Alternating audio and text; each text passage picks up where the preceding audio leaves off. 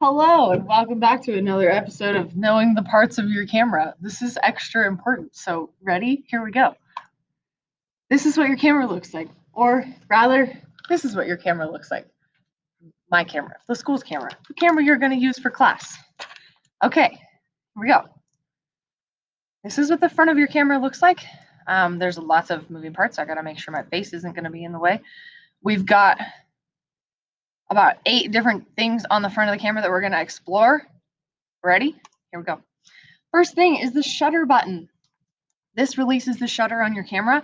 Half pressing the shutter button, just like a little tiny tap, will activate the autofocus of your camera, making everything sharp, where if you press the shutter down all the way, it's going to take a picture. So, 2 functions. We have the red eye reduction. You can't see it as well in my camera, which is why I have this nice handy dandy slideshow for you. If you have red eye reduction activated on your camera, half pressing the shutter will lighten up this little lamp. Also, if you have the built-in flash going, it'll blink right there too. Also, for a self-timer, if you're ever wondering, like, why is my camera not taking a picture? If you see that little light blinking and it's flashing at you, you could have a self-timer set. Okay, I gotta move my face. Move my face. I'll put myself right there. This is your lens mount. It is extra important that you do not remove your lens. I should be the only one removing the lenses on the school cameras. If you have your own camera, then this is extra important for you to learn how to change camera lenses. So this section connects your lenses in your camera. You need to line them up properly and put them in. Otherwise, you'll break these extra sensitive little parts in here. Wow. So that's what the inside of your camera lens looks like. On to the next screen. So you will see on my lens mount that there's a red and a white dot. The red is for your EF lenses and can attach full frame Canon lenses. The white index is for EFS lenses, which is not a full frame lens. So better for these kinds of cameras. I don't have my full frame camera with me. It's at home right now, so sorry. The lens release mount is right here. This is what button you'll press if you wanted to detach your lens. Remember, you're not going to detach my lenses because we want to make sure I'm the only one doing that. Okay, I've had camera lenses break before, students turning them the wrong way and whatnot. So be really careful. Inside of your camera lens, you will see there's a mirror. It's hard to see, but there is, I promise. Oh no, go back. There's a mirror that's unique to DSLR cameras. It reflects the light that is coming in through your viewfinder. So that's how you can see what's coming out of here, up here, because of that mirror. It flips your mirror flips up when you press the shutter. You can see it here. Pretty cool. That is what makes the light go through to the image sensor in the back. Boop. On the front of your camera, you will see there is a microphone right here above the EOS. This is great for recording sound. We do have the ability to record video. This is not a video class, so we won't learn much about that, but this is still on your camera. Every camera in class has a built-in flash. I won't flash the camera, but this is great for if you have not enough light in your scene and you need to add some light to your scene, or maybe you want to catch something frozen in motion. Flash is really good for catching water drops frozen. It makes it look like icicles. It's really cool. All right. And next we're going to talk about what's inside your viewfinder display. This is something that's much too small for me to show you on camera, so I have these nice diagrams here for us. I will put my lens back on nice and carefully. Awesome. So inside of your viewfinder, you'll see all of these little bits. You'll see the main square. Inside, you'll see your focusing. And then down below, you have a light meter and a lot of little numbers. We'll talk about what those are. So first thing is your AF point, your autofocus point. This indicates where you're focusing, what's going to be sharp in your photo. So you can kind of select a spot, and then when you press down on that shutter button halfway, you're going to get a nice crisp area in your photo where you've selected. So the selected point that you pick is going to be highlighted in red. You can choose this automatically, or you can have the camera choose it for you. Down below on those little green lights, like the green numbers that you'll see in your viewfinder, you'll see one that has shutter speed. Shutter speed indicates the time that that shutter is open. So when you press the button, you're going to hear it go open and close. There's lots of values. I am not going to dive really deep into shutter speed right now. I just want you to know that's what that number is. Shutter speed is something we will get very deep into this class. But now you know where it's located. Aperture is right next to shutter speed. You'll see it more as like a decimal, like maybe a 5.6 or an 8, maybe an 8 or a 7.1. There's different decimals that are f-stop numbers. That's what you'll see right there. Again, we're going to dive deeper into aperture later in the quarter, so I'm going to not go too deep right now.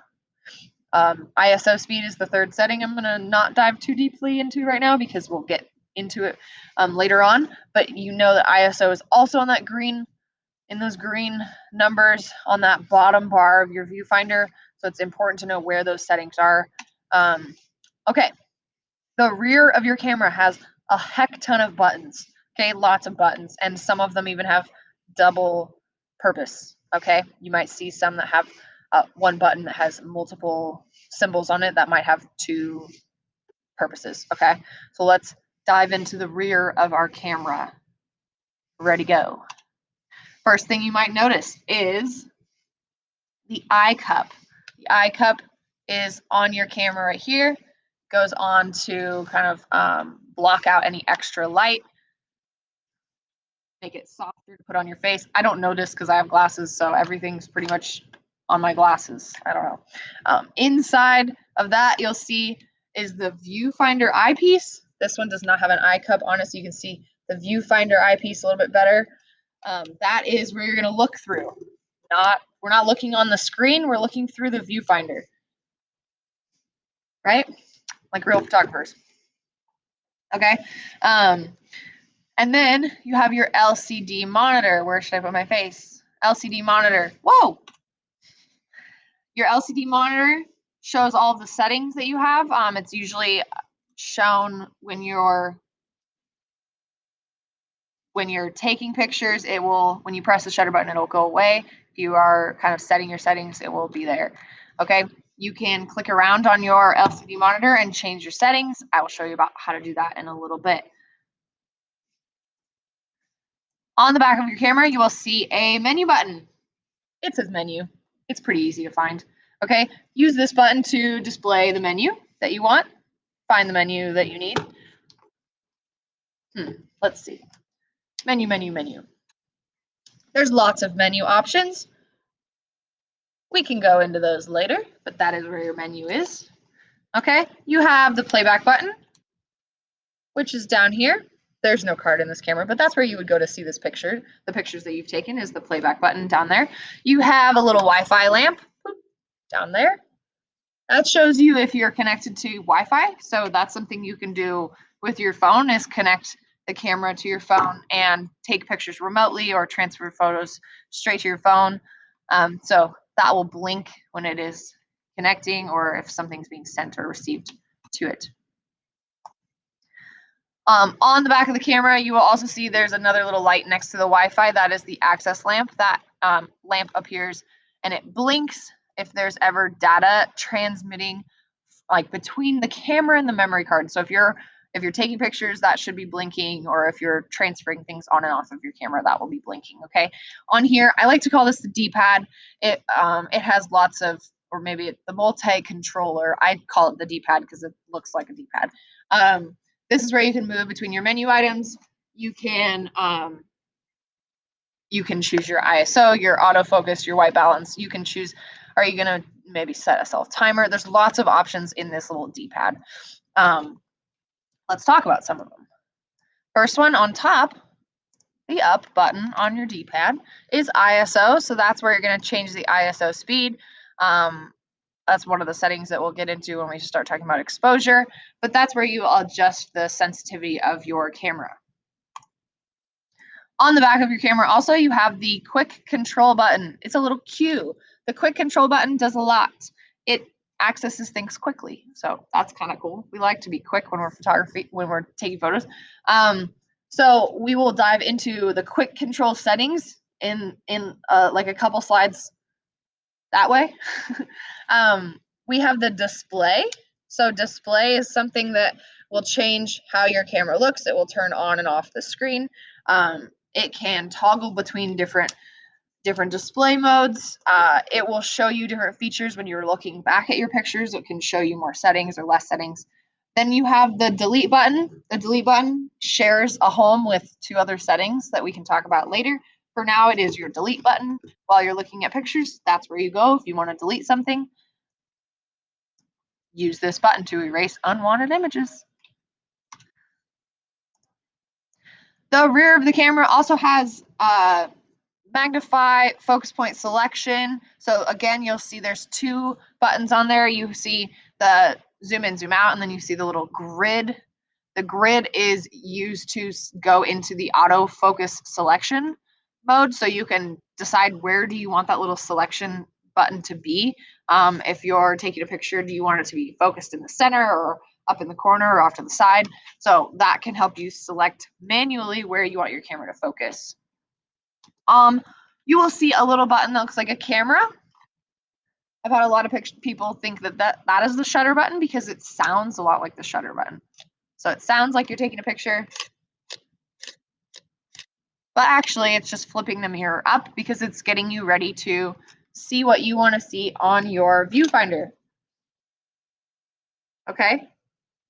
We have an overexposure right now, so you can't really see me, but so that's what that live shoot does, is it puts what you see on the viewfinder onto the screen. That's also the record button if you're in movie shooting. If you're going to take a video, that would be where you'd press record. You have right next to your viewfinder is the dioptric adjustment knob. This knob adjusts what you see in the viewfinder according to your eyes. Sometimes that gets messed up between students, so always check to make sure your dioptric adjustment knob is set for your eyes. You can do so by turning the knob while you're looking in the viewfinder and making sure it's as sharp as possible. On the quick control screen, you have lots of settings. Let's talk about them so you know what you're looking at. Up in the top, you see your shooting mode. This shows you if you are in manual mode, auto mode, maybe movie mode, or portrait mode, or food mode. Shows you what mode you're in on the mode dial. Okay. You will also see your shutter speed there. How long is the shutter open for? It's in kind of like a fraction setting. You'll see your battery level. Battery looks like this. This number down here is how many shots you have left on your memory card. Do you have 1,000 shots left? Do you have only 1 shot left? I have been out on a photo shoot once and shooting with one of my models and be like, oh my God, we have 5 photos left on this memory card. Let's make them count. And then we had to get a new memory card out. So that is your shots remaining. Your image quality or image format displays on your quick control screen, so you can see, are you shooting as a JPEG or a RAW file, which is the size of your photo or the quality of your photo. You can see your ISO speed. It reminds you because it says ISO right next to it. And you can see your aperture value always has an F next to it. Okay, these are ISO and aperture and shutter speed are things we will get into later in the quarter and dive into deeper. Let's talk about the top of your camera. The top of your camera, our cameras have a little sticker on them because they're school cameras, but basically the same camera. Okay. So first thing you should notice on the side of your lens is the autofocus or the focus mode switch button.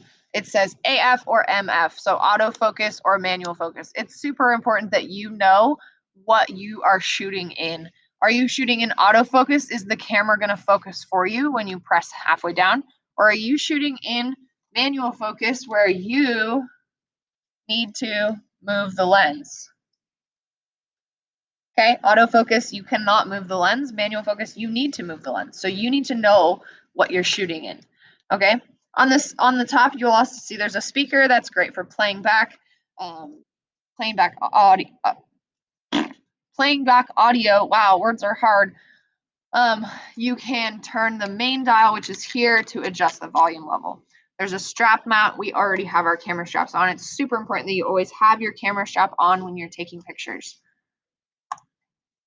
On the top, you'll see something called a hot shoe. It's right here. Cameras are hard right there. My webcam. This is where you're going to connect external flashes or different studio equipment that would require a hot shoe. You have your power switch on and off right here. Boom, boom. Let me move my face. The mode dial. The mode dial determines all of the mode, like what mode you're going to be shooting your camera in. Most people that own a camera like this have it in auto mode most of the time. So in this class, you should be ending this class on manual mode right here. So we have 2 zones on the mode dial. Let me see if I can move my face. There. The first zone is the creative zone, which is A. M, AV, TV, and P. The A, or the creative zone, gives the photographer a lot more creative freedom, gives you a lot more control of the settings. And then you have the basic zone, which is auto, no flash, creative auto, portrait mode, landscape, up close, sports, food, nighttime, and video. Those are going to give the camera more control than the photographer. So it's not quite as creative, it's more basic. So we're going to work on getting you guys from the basic zone up to the creative zone and ending you here at manual mode. All right, top of the camera, you have your flash button. The flash button is what pops up the flash. Okay, let me bring my face back a little bit. And then you have the main dial. The main dial changes a lot of settings. It's multi-purpose. It allows you to change aperture, shutter speed, exposure compensation. It allows you to jump like 10 images at a time if you want to scroll through your images really fast. The main dial is right here on top. The zoom ring of your lens zooms you in, so you can see it's going to zoom you in and it'll move your lens. The focus ring is up in front. So the focus ring on your camera moves just like your zoom ring. So your zoom ring, let's see if I can show you. Your zoom ring moves like this, and then your focus ring is in front, and it moves also. Only if you are in manual focus. If you are in autofocus, your zoom ring should not move, okay? Focus ring is in front, zoom ring is in behind. That's not the same on all cameras, but on your lenses in class, that's how that's set up. Side of the camera, right there, you've got some plugins. Those plugins are important for there are some little remote controls that you can plug in, external devices that you can plug into your camera, audio, video out, and then there's also plugs for you to, there's HDMI out, plugs for you to plug your camera into the computer and download your pictures. Okay? Bottom of the camera. 2 things. First thing has 2 functions. Second one, just 1. Okay? Last part. The battery compartment. Inside of your battery compartment, you will find 2 things. You will find an SD card slot, which is empty right now, and then you'll find the battery slot. The battery pops out just by pressing on that little gray button, and it pops out. There's your battery. And then your SD card looks a little bit like this. It's really important that you don't put your fingers on the circuits right there, and you just kind of really carefully hold it on the edge. Okay? The SD card clicks in and it clicks out. You do not need to shove it. There's a diagram that shows you exactly which way to put it in. So if you are careful, it will not break. If you are not careful, it will absolutely break. And then also on the bottom, you have your tripod socket. That's where you attach a tripod or attachment there that you can rest your camera on and make it stable. Okay? Most tripods should fit in that socket. Oh my gosh, we're done. You know so much about cameras now. Good job. Yay!